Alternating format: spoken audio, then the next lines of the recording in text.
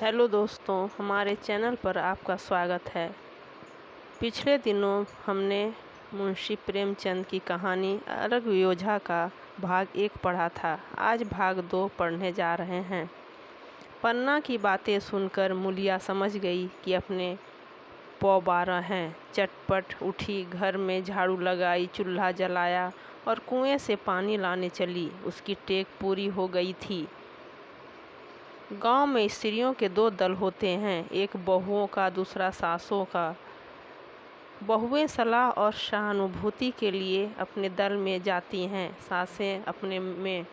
दोनों की पंचायतें अलग होती हैं। मूलिया को कुएं पर 2-3 बहुएं मिल गईं। एक से पूछा, आज तो तुम्हारी बुढ़िया बहुत रो धो रही थी। मूलिया ने विजय के गर्व से कहा, इतने दिनों से घर की मालकिन बनी हुई है, राजपाट छोड़ते किसे अच्छा लगता है। बहन, मैं उनका पूरा बुरा नहीं चाहती, लेकिन एक आदमी की कमाई में कहाँ तक बरकत होगी। मेरे भी तो यही खाने पीने पहनने ओढ़ने के दिन हैं।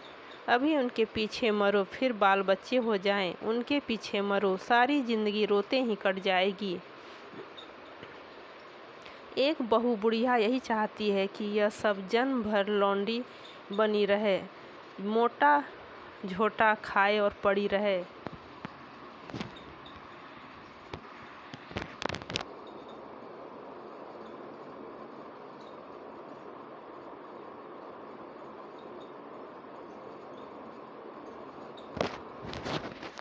दूसरी बहू, किस भरोसे पर कोई मरे अपने लड़के तो बात नहीं पूछे, पराए लड़कों का क्या भरोसा। कल इनके हाथ पैर हो जाएंगे, फिर कौन पूछता है। अपनी अपनी मेहरियों का मुंह देखेंगे। पहले ही से फटकार देना अच्छा है, फिर तो कोई कलक न होगा।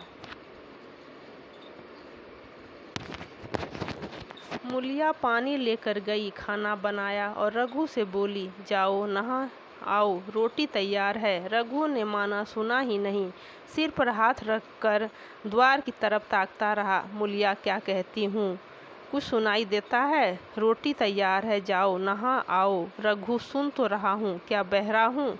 रोटी तैयार है तो जाकर खा ले, मुझे भूख नहीं है।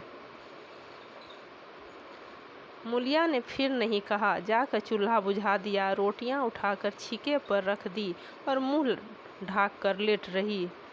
जरा देर में पन्ना आकर बोली, खाना तैयार है, नहा धोकर खा लो, बहू भी भूखी होगी। रघु ने झुंझलाकर कहा, काकी, तू घर में रहने देगी कि मुंह में कालिख लगाकर कहीं निकल जाऊं? खाना तो खाना ही है, आज न खाऊंगा कल खाऊंगा, लेकिन अभी मुझसे न खाया जाएगा। केदार क्या अभी मदरसे से नहीं आया? पन्ना, अभी तो नींद आता ही होगा। पन्ना समझ गई कि जब तक वो खाना बनाकर लड़कों को न खिलाएगी और खुद न खाएगी, रघु न खाएगा। इतना ही नहीं, उसे रघु से लड़ाई करनी पड़ेगी, उसे जली कटी सुनानी पड़ेगी, उसे यह दिखाना पड़ेगा कि मैं ही उससे अलग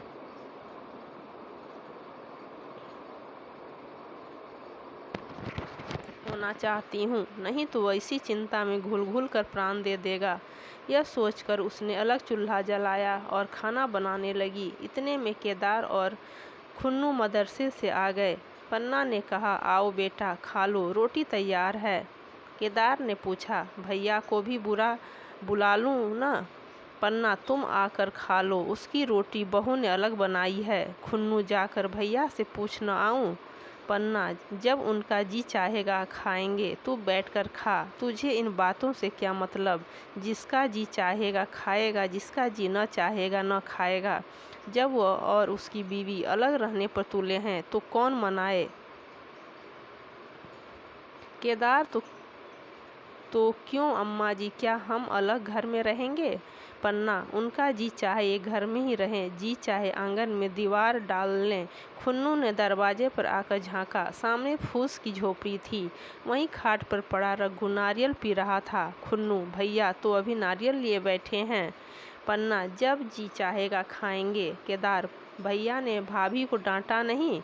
मूलिया अपनी कोठरी में पड़ी सुन रही थी, बाहर आकर बोली, भैया ने तो नहीं डांटा, अब तुम आकर डांटो। केदार के चेहरे पर रंग उड़ गया। फिर जब जबान न खोली। तीनों लड़कों ने खाना खाया और बाहर निकले। लू चलने लगी थी। आम के बाग में गांव के लड़के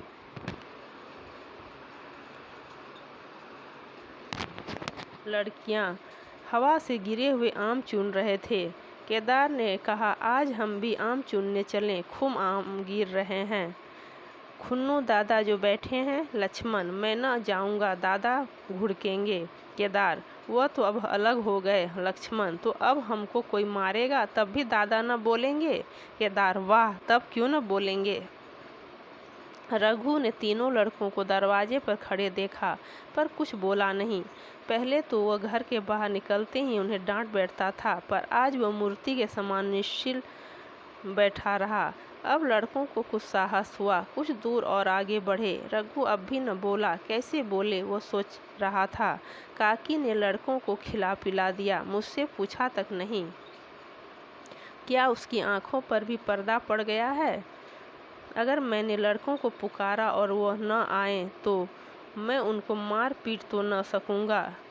लू में सब मारे मारे फिरेंगे, कहीं बीमार न पड़ जाएं।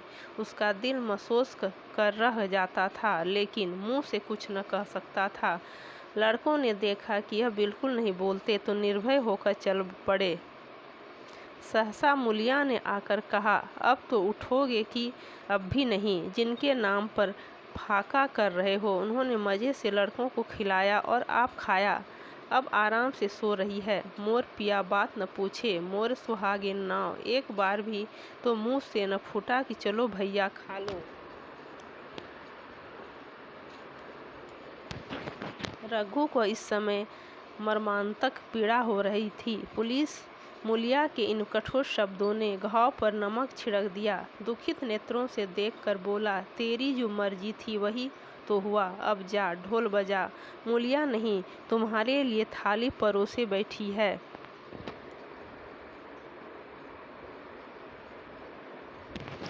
रघु, मुझे चिढ़ा मत, तेरे पीछे मैं भी बदनाम हो रहा हूँ।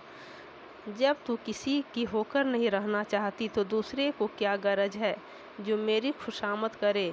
जाकर काकी से पूछ, लड़के आम चुनने गए हैं, उन्हें पकड़ लाऊं। मूलिया अंगूठा दिखाकर बोली, यह जाता है, तुम्हें 100 बार गरज हो, जाकर पूछो। इतने में पन्ना भी भीतर से निकल आई। रघु ने पूछा, लड़के बगीचे में चले गए काकी, लू चल रही है। पन्ना, अब उनका कौन पुछत्तर है। बगीचे में जाए, पेड़ पर चढ़े, पानी में डूबे, मैं अकेली क्या क्या करूं। रघु, जाकर पकड़ लाऊं। पन्ना, जब तुम्हें अपने मन से नहीं जाना है तो फिर मैं जाने को क्यों कहूँ। तुम्हें रोकना होता तो रोक न देते, तुम्हारे सामने ही तो गए होंगे। पन्ना की बात पूरी भी न हुई थी कि रघु ने नारियल कोने में रख दिया और बाग की तरफ चला। रघु लड़कों को लेकर बाग से लौटा तो देखा मूलिया अभी तक झोपड़े में खड़ी है। बोला, तू जाकर खा क्यों नहीं लेती, मुझे तो इस बेला भूख नहीं है।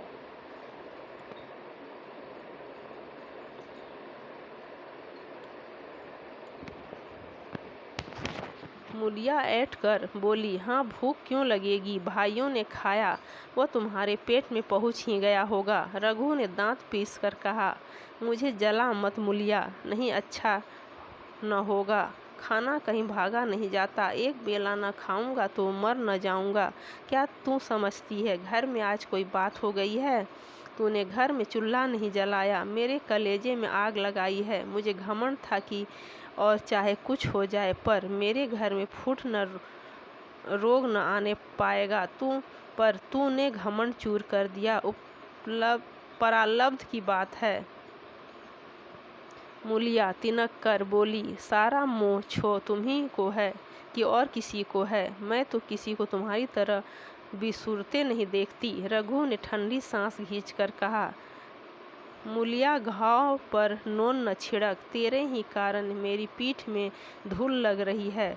मुझे इस गृहस्थी का मुंह न होगा तो किसे होगा। मैंने ही तो इसे मर मर जोड़ा, जिनको गोद में खिलाया वही अब मेरे पट्टीदार होंगे। जिन बच्चों को मैं डांटता था उन्हें आज कड़ी आंखों से भी नहीं देख सकता। मैं उनके भले के लिए भी कोई बात करूं तो दुनिया यही कहेगी कि यह अपने भाइयों को लूटे लेता है। जा, मुझे छोड़ दे, अभी मुझसे कुछ न खाया जाएगा। मूलिया, मैं कसम रखा दूंगी। नहीं, चुपके से चलो। रघु, देख, अब भी कुछ नहीं बिगड़ा है, अपना हट छोड़ दे। मूलिया, हमारा ही लहू पिए जो खाने न उठे। रघु ने कानों पर हाथ रखकर कहा, यह तूने क्या किया मूलिया? मैं तो उठ ही रहा था, चल खा लूं। नहाने धोने कौन जाए, लेकिन इतनी कह देता हूँ कि चाहे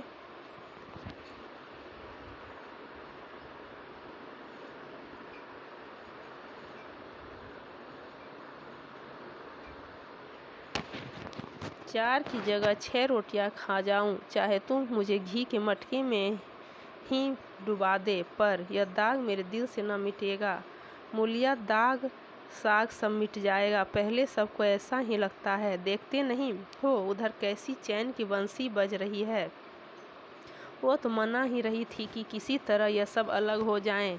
अब वह पहले की सी चांदी तो नहीं है कि जो कुछ घर में आवे सब गायब। अब क्यों हमारे साथ रहने लगी? रघु ने आहत स्वर में कहा, इसी बात का तो मुझे गम है काकी ने, मुझे ऐसी आशा न थी। रघु खाने बैठा तो कौरविश के घूंट सा लगता था, जान पड़ता था रोटियां भूसी की है, दाल पानी सी लगती, पानी कंठ के नीचे न उतरता था। दूध की तरफ देखा तक नहीं, 2-4 ग्रास खाकर उठ आया जैसे किसी प्रियजन के श्राद्ध का भोजन हो।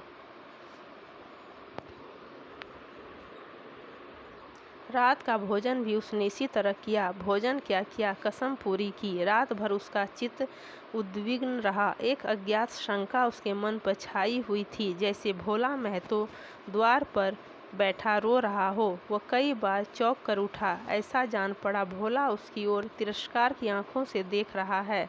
वो दोनों जून भोजन करता था, पर जैसे शत्रु के घर। भोला की शोकमग्न मूर्ति आंखों से न उतरती थी। रात को उसे नींद न आती। वह गांव में निकलता तो इस तरह मुंह चुराए, सिर झुकाए, मानो गौ हत्या की हो। 5 साल गुजर गए। रघु अब 2 लड़कों का बाप था। आंगन में दीवार घिंच गई थी, खेतों में मेड़े डाल दी गई थीं और बैल बछिए बांध लिए गए थे। केदार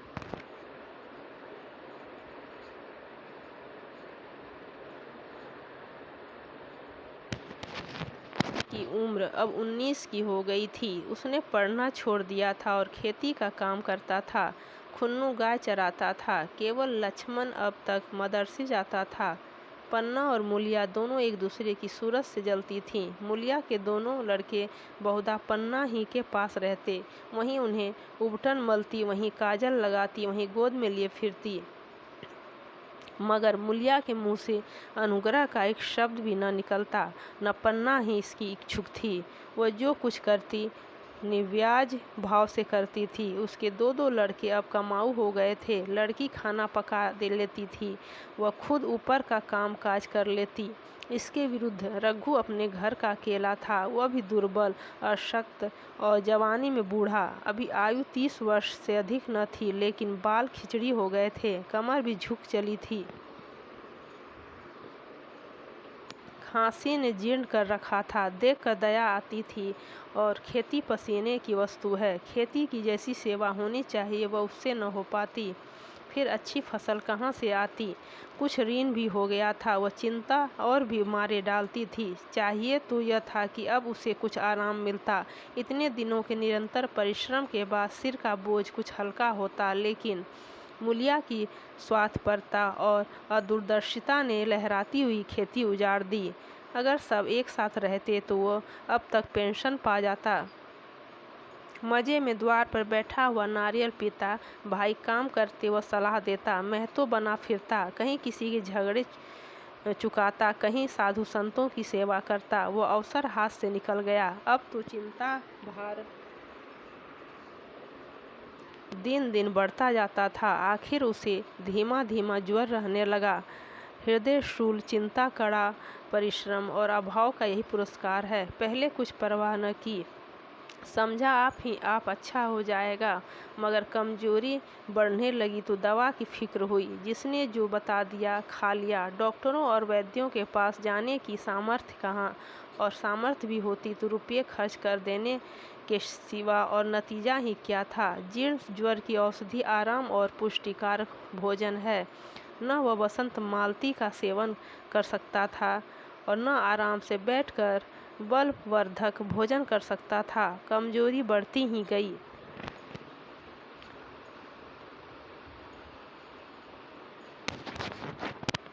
पन्ना को अवसर मिलता तो वह आकर उसे तसल्ली देती, लेकिन उसके लड़के अब रघु से बात भी न करते थे। दवा दारू तो क्या करते, उसका और मजाक उड़ाते। भैया समझते थे कि हम लोगों से अलग होकर सोने और ईंट रख लेंगे।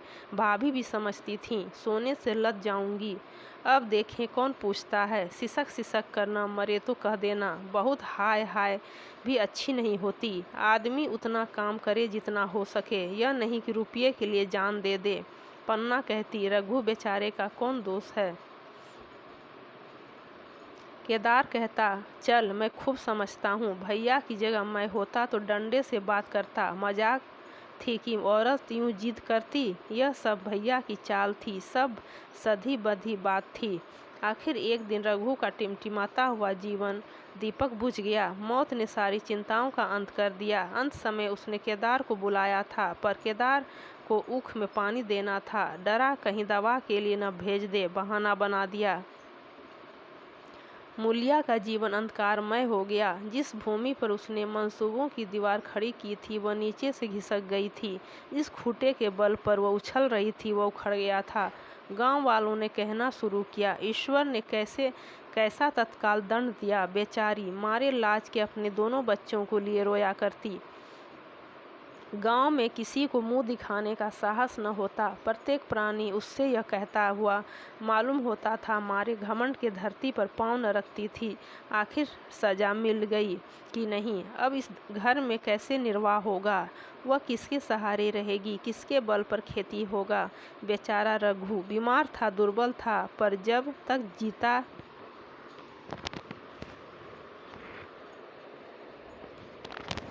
रहा अपना काम करता रहा। मारे कमजोरी के कभी कभी सिर पकड़कर बैठ जाता और जरा दम लेकर फिर हाथ चलाने लगता था। सारी खेती तहस नहस हो रही थी, उसे कौन संभालेगा। अनाज की ठांडें खलिहान में पड़ी थीं, ऊख अलग सूख रही थी। वह अकेली क्या क्या करेगी। फिर सिंचाई अकेले आदमी का तो काम नहीं। 3-3 मजदूरों को कहाँ से लाए। गांव में मजदूर थे ही कितने। आदमियों के लिए खींचातानी हो रही थी। क्या करे क्या न करे। इस तरह 13 दिन बीत गए। क्रियाकर्म से छुट्टी मिली। दूसरे ही दिन सवेरे मूलिया ने दोनों बालकों को गोद में उठाया और अनाज मायने चली। खलिहान में पहुंचकर उसने एक को तो पेड़ के नीचे घास के नरम बिस्तर पर सुला दिया और दूसरे को वहीं बैठाकर अनाज मारने लगी। बैलों को हाँकती थी और रोती थी। क्या इसीलिए भगवान ने उसको जन्म दिया था।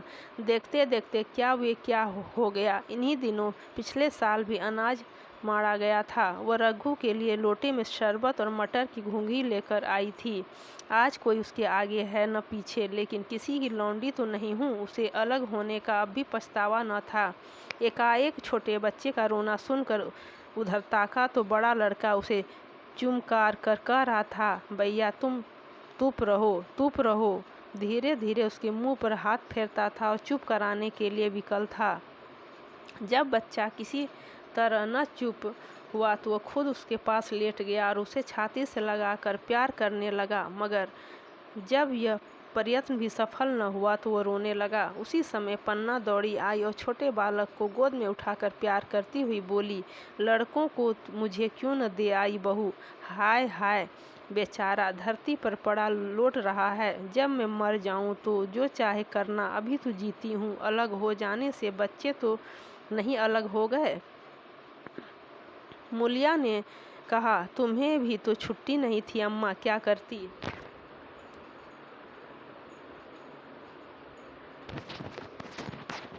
पन्ना तो तुझे यहाँ आने की ऐसी क्या जल्दी थी।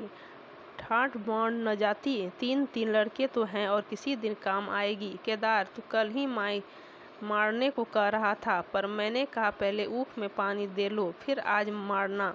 मड़ाई तो 10 दिन बाद भी हो सकती है। ऊख की सिंचाई न हुई तो सूख जाएगी। कल से पानी चढ़ा हुआ है, परसों तक खेत पुर जाएगा, तब मड़ाई हो जाएगी। तुझे विश्वास न आएगा, जब से भैया मरे हैं केदार को बड़ी चिंता हो गई है। दिन में 100 बार पूछता है, भाभी बहुत रोती तो नहीं है? देख लड़के भूखे तो नहीं हैं। कोई लड़का रोता है तो दौड़ा आता है, देख अम्मा क्या हुआ, बच्चा क्यों रोता है? कल रोककर बोला, अम्मा मैं जानता हूँ कि भैया इतनी जल्दी चले जाएंगे तो उनकी कुछ सेवा कर लेता। कहाँ जगाए उठता था, अब देखती हो पहर रास्ते उठकर काम में लग जाता है। खुन्नू कल जरा सा बोला, पहले हम अपनी ऊख में पानी दे लेंगे, तब भैया की ऊख में देंगे। इस पर केदार ने ऐसा डांटा कि खुन्नू के मुंह से फिर बात न निकली। बोला, कैसी तुम्हारी और कैसी हमारी ऊख? भैया ने जिला न लिया होता तो आज या तो मर गए होते या कहीं भीख मांगते होते। आज तुम बड़े ऊख वाले बने हो। यह उन्हीं का पुण्य प्रताप है कि आज भले आदमी बने बैठे हो।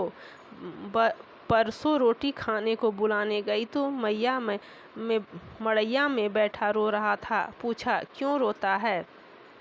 तो बोला, अम्मा भैया इसी अयोग्य के दुख से मर गए। नहीं, अभी उनकी उम्र ही क्या थी, यह उस वक्त न सूझा नहीं, उनसे क्यों बिगाड़ करते। यह कहकर पन्ना ने मुलिया की ओर संकेतपूर्ण दृष्टि से देखकर कहा, तुम्हें वह अलग न रहने देगा बहू। कहता है भैया हमारे लिए मर गए तो हम भी उनके बाल बच्चों के लिए मर जाएंगे। मुलिया की आंखों से आंसू जारी थे। पन्ना की आंखों में आज सच्ची वेदना, सच्ची सांत्वना, सच्ची चिंता भरी हुई थी। मुलिया का मन कभी उसकी ओर इतना आकर्षित न हुआ था, जिनसे उसे व्यंग और प्रतिकार का भय था। वह इतने दयालु, इतने शुभेच्छु हो गए थे।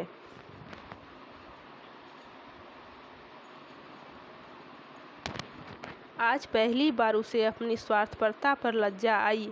पहली बार आत्मा ने अलग योझे पर धिक्कारा। इस घटना को हुए 5 साल गुजर गए। पन्ना आज बूढ़ी हो गई है। केदार घर का मालिक है, मुलिया घर की मालकिन है। खुन्नू और लक्ष्मण के विवाह हो चुके हैं, मगर केदार अभी तक कुंवारा है। कहता है मैं विवाह न करूँगा। कई जगहों से बातचीत हुई, कई सगाइयाँ आईं, पर उसे हामी न भरी। पन्ना ने कंपे लगाए, जाल फैलाए, पर वह न फंसा। कहता, औरतों से कौन सुख। मेहरिया घर में आई और आदमी का मिजाज बदला। फिर जो हुआ है वह मेहरिया है। माँ बाप, भाई बंधु सब पराए हैं। जब भैया जैसे आदमी का मिजाज बदल गया तो फिर दूसरों की क्या गिनती। 2 लड़के भगवान के दिए हैं, और क्या चाहिए। बिना ब्याह किए 2 बेटे मिल गए, इससे बढ़कर और क्या होगा। जिसे अपना समझो वो अपना है, जिसे गैर समझो वो गैर है। एक दिन पन्ना ने कहा, तेरा वंश कैसे चलेगा? केदार, मेरा वंश तो चल रहा है। दोनों लड़कों को अपना ही समझता हूँ। पन्ना, समझने ही पर है तो तू मुलिया को भी अपनी मेहरिया समझता होगा। केदार ने झेपते हुए कहा, तुम तो गाली देती हो अम्मा। पन्ना, गाली कैसी, तेरी भाभी ही तो है। केदार, मेरे जैसे लटकंवार को वह क्यों पूछने लगी? पन्ना, तू करने को कह तो मैं उससे पूछूं। केदार, नहीं, मेरी अम्मा कहीं रोने गाने न लगे।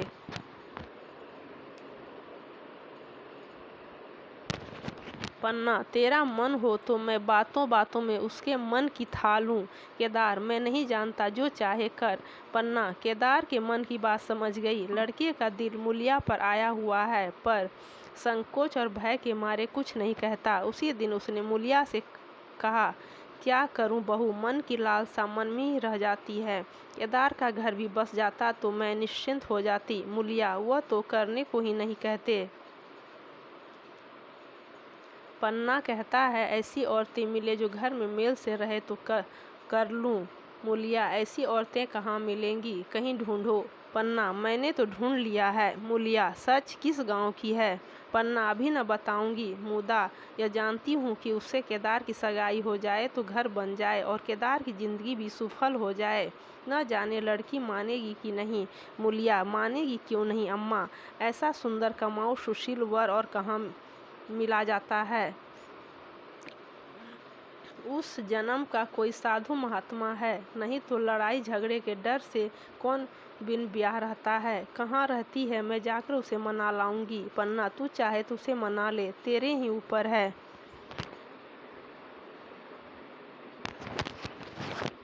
मूलिया, मैं आज ही चली जाऊंगी अम्मा, उसके पैरों पड़कर मना लाऊंगी। पन्ना, बता दूं, वह तू ही है। मूलिया लजाकर बोली, तुम तो अम्मा जी गाली देती हो।